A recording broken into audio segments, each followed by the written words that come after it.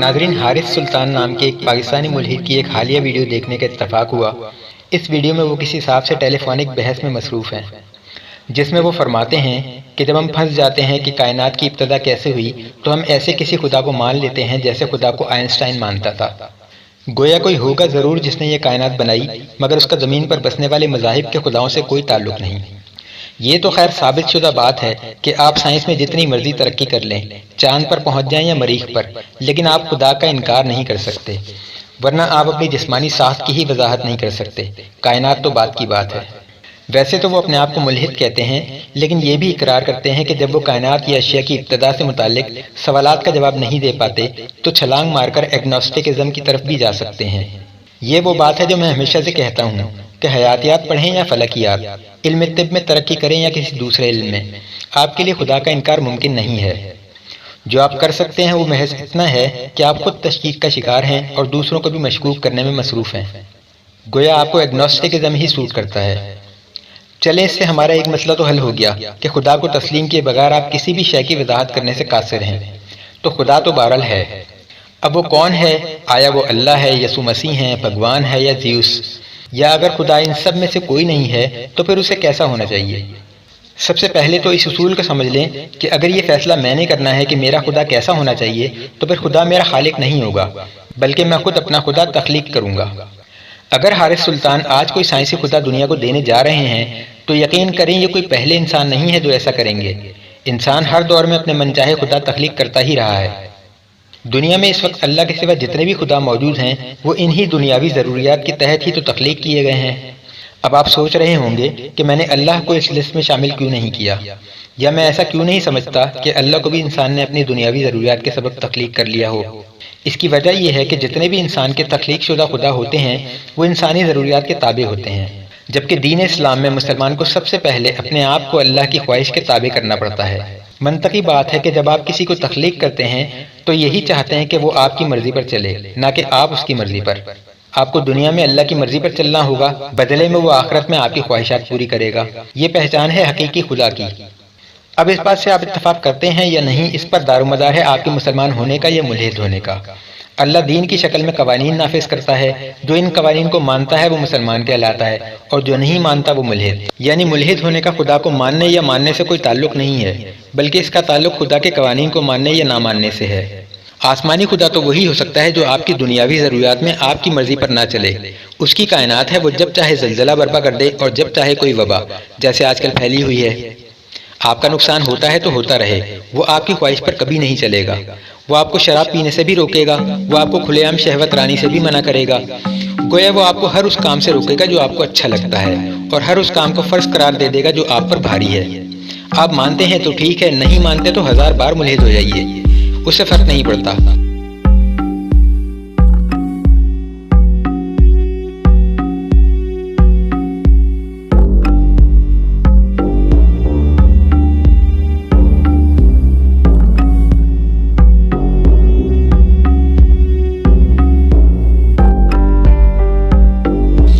Channel بنائیے، اپنے ساتھ لاکھوں لوگوں کو بھٹکا دیں، شیطان بن جائیں، اسے ذرہ برابر پرواہ نہیں۔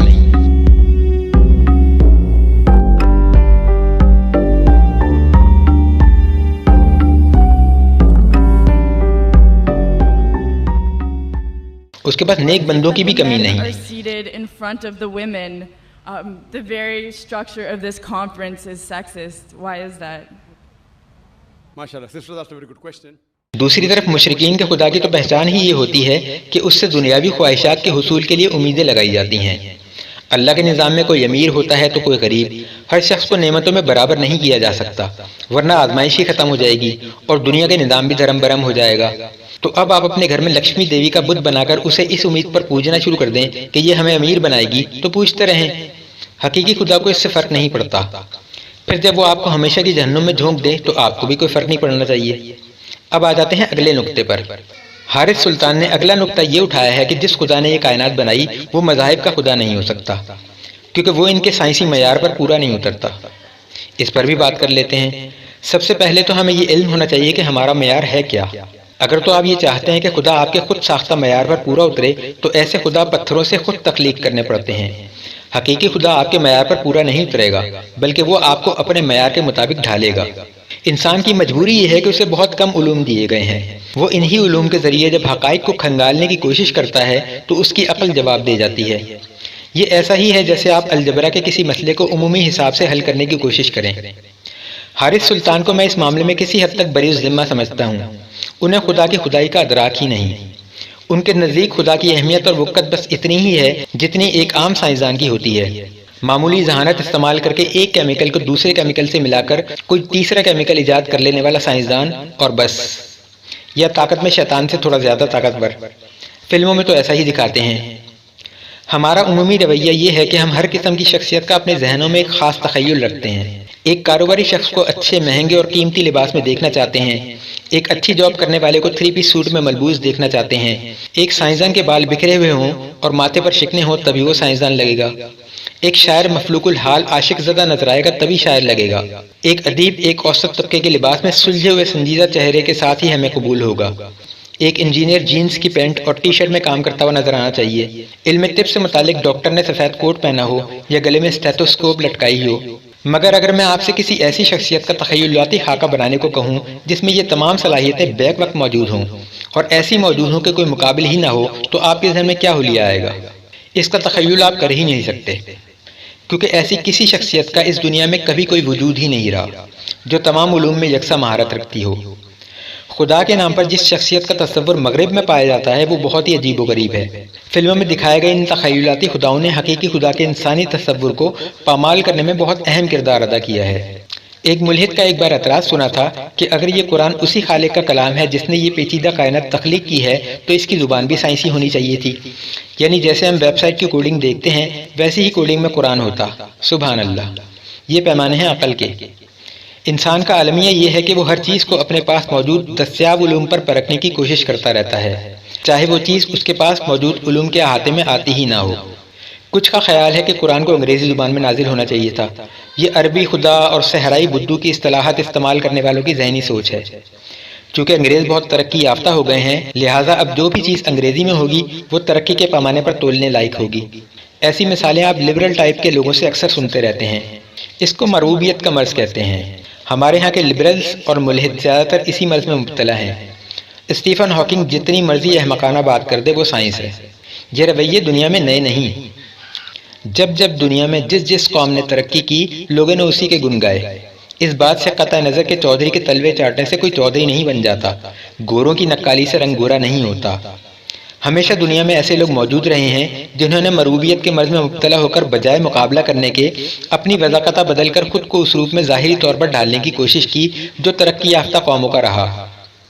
آج ان کا مطالبہ ہے کہ قرآن بجائے عربی کے انگریزی میں ہوتا تو زیادہ قابل اعتماد ہوتا، یا سائنسی کوڈنگ میں ہوتا تو فوراً سمجھ آ جاتا۔ جی نہیں، ایسا کبھی نہیں ہوتا۔ جن کے عقائد و افکار فیشن کی طرح بدلتے ہوں وہ کسی بھی تھالی میں بس تھوڑا عرصہ ہی ٹک پاتے ہیں۔ جیسے ہی تھالی کا جھکاؤ بدلتا ہے وہ لڑکتے ہوئے کسی اور طرف جا پڑتے ہیں۔ آج انگریزی زبان سے معروف ہیں، کل کو جاپان زیادہ آگے نکل گیا تو کہیں گے قرآن جاپانی زبان میں کیوں نہیں۔ قوموں پر عروج و زوال اس نظام کا حصہ ہے۔ اس کا تعلق ایمانیات سے بھی نہیں بلکہ محنت سے ہے۔ جو قوم جس دور میں زیادہ محنت اور لگن سے کام کرے گی وہی دنیاوی دوڑ میں آگے نکلے گی، بے شک وہ کفر پر ہو۔ مسلمانوں کو یہ بات سمجھنے کی اشد ضرورت ہے۔ قرآن میں جو آیتیں سائنس سے متعلق ہیں ان میں وہ سائنسی زبان استعمال نہیں کی گئی جو عموماً سائنسدانوں کا خاصہ ہے۔ آپ کھانے کے سوڈے کو سوڈیم بائی کاربونیٹ کہیں تو اس سے اس کی ماہیت نہیں بدلے گی، نہ وہ ماڈرن ہو جائے گا۔ کسی گلی محلے کے دکاندار سے سوڈیم کلورائڈ مانگیے، دیکھیے کیا ملتا ہے۔ ڈلنا اس نے ہانڈی میں ہی ہے، چاہے آپ اسے نمک کہیں یا سوڈیم کلورائڈ۔ علم بانٹنا اور علمیت کا بے مقصد روپ جھاڑنا یہ دونوں مختلف کام ہیں۔ اس کی توقع احمق انسانوں سے تو کی جا سکتی ہے مگر خدا سے ہرگز نہیں۔ زمین اور آسمان باہم ملے ہوئے تھے، ہم نے ان کو پھاڑ کر الگ کیا۔ ان الفاظ کو آپ بگ بینگ سے بدل لیں، کتنے لوگ سمجھیں گے؟ جو انداز قرآن کا ہے اسے ہر خاص و عام سمجھ سکتا ہے، مگر جو انداز سائنس کا ہے اسے بہت کم لوگ سمجھ پاتے ہیں۔ بات یہاں ختم نہیں ہوتی۔ آپ کسی سائنسدان کو مجبور کریں کہ وہ اپنی بات ایسی عمومی زبان میں لوگوں کو سمجھائے جسے ہر خاص و عام سمجھ بھی جائے اور معیار بھی بہترین رہے تو وہ ایسا نہیں کر پائے گا۔ یعنی اب یہاں سائنس کے ساتھ ساتھ گفتگو یا اسلوب کا فن بھی درکار ہے۔ سائنسدان اس سے بے بہرا ہوتے ہیں کیونکہ وہ صرف ایک علم میں معمولی سی مہارت رکھتے ہیں جبکہ خدا کے علوم لامحدود ہیں۔ سائنس ان تمام علوم میں سے وہ معمولی سا علم ہے جس کی سمجھ انسان کو دی گئی ہے۔ وہ اسی کے سہارے ہر چیز کا احاطہ کرنے کی فکر میں غلطاں خدا کا ایک عجیب تصور ذہن میں لیے بھٹک رہا ہے۔